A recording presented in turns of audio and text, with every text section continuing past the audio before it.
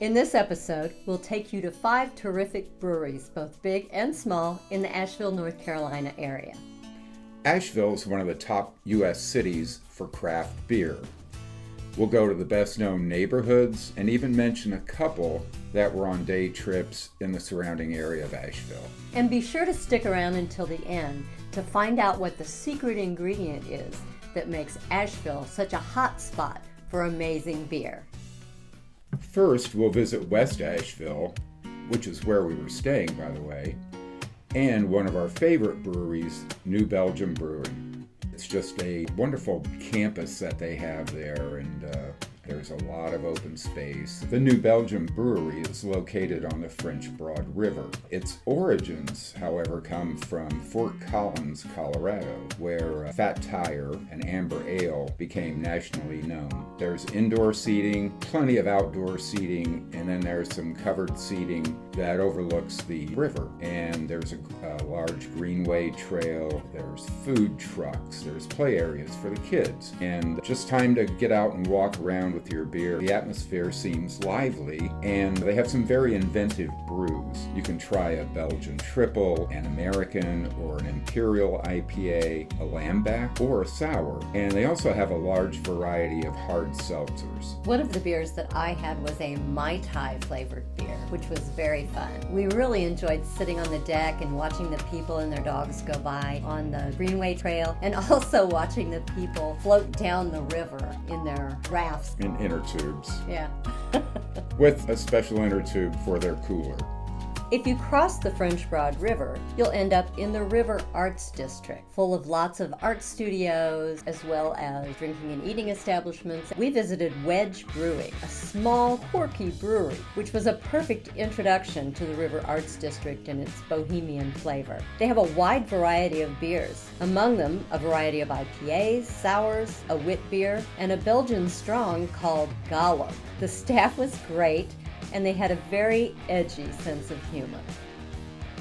It's a great place. The music typified the atmosphere, not heavy metal, but on a heavier side. But we had an interesting banter when trying to figure out what beer to get with the server. He took very good care of us. Yes, he did. Next, we went to the South Slope area, where we went to Archetype Brewing. This is actually Archetype's third location in Asheville. I believe they just opened that in June of 2023, so they were still getting the bugs worked out, but we didn't notice any issues or anything. Their beer is inspired by Belgian brewing practices. Their creative beer menus include IPAs, lagers, wit beer, and several barrel-aged varieties such as a barrel-aged saison.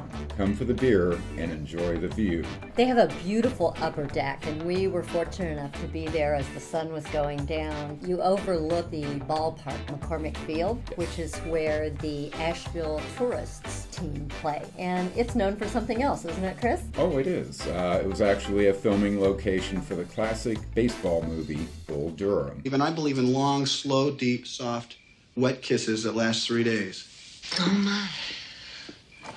Now let's head into downtown Asheville, and we're going to go to the S&W Market, which was originally the S&W Cafeteria, built in 1929. Highland Brewing has a new tap room there, and it's upstairs in the food hall, and the S&W is considered one of the premier food halls in the United States. Highland Brewing was founded in 1994, and it was actually the first legal brewery in Asheville following Prohibition.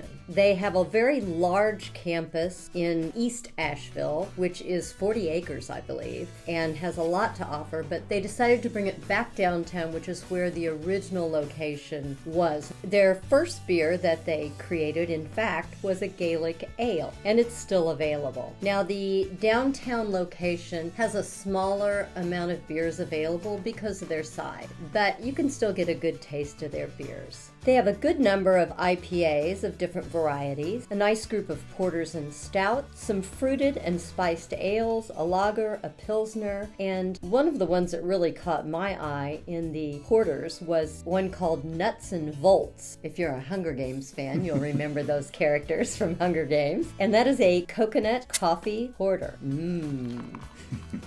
The staff mixes some very creative beer cocktails.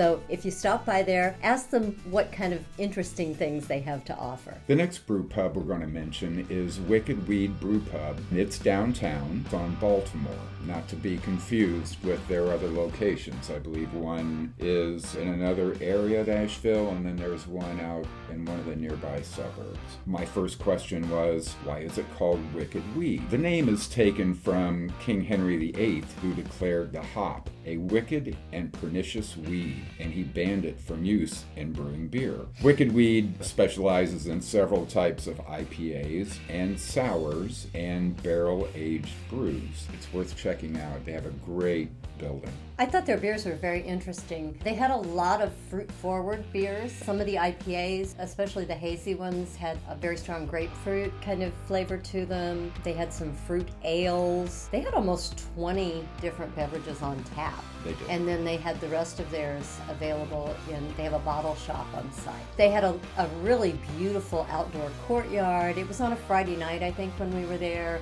And it was very busy. There were lots of people out, and everyone was having a really good time. Beautiful weather that day, so we would highly recommend it. Once again, I'll say thanks to Rick and Lisa for showing that to us. We want to give you a couple of honorable mentions in nearby towns. The day that we ended up in Hendersonville, we had been to Chimney Rock State Park and done some hiking. So after we finished, we wanted to meet some friends of ours that we knew from Chicago area who had retired down there. So we met them at a brewery called Dry Falls. The brewery had a food truck there. It was a really nice indoor-outdoor atmosphere. And what are you drinking, Chris? A Hazy Ways West Coast IPA. Nice. And as for me, I'm having the sampler platter, which is my habit. Number 1 is Very Berry Blonde Raspberry. Number 2 is Cherry Vanilla Milk Stout. Number 3 is a Midori Sour Beer. And number 4 is Blushing Otter, which is a pomegranate beer. Another day that we were out and about, we went to Hot Springs, North Carolina, which is on the Appalachian Trail. We were doing a day hike on the Appalachian Trail and Lover's Leap. Right on the Appalachian Trail in Hot Springs was a brewery called Big Pillow Brewing. Big Pillow Brewing is actually named for a water feature known in rafting, and rafting is very popular in this area. Big Pillow's staff was very friendly. They do have nights with live music, very dog friendly. People are very open to talking to you. We had some great conversations with people. Let's see, Chris had a roof dog. Yes, IPA. Okay, and I think I had the Appalachian Fog Hazy IPA.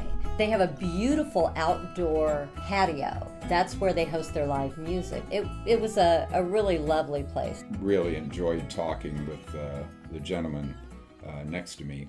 So, as promised, the secret ingredient in Asheville area beer is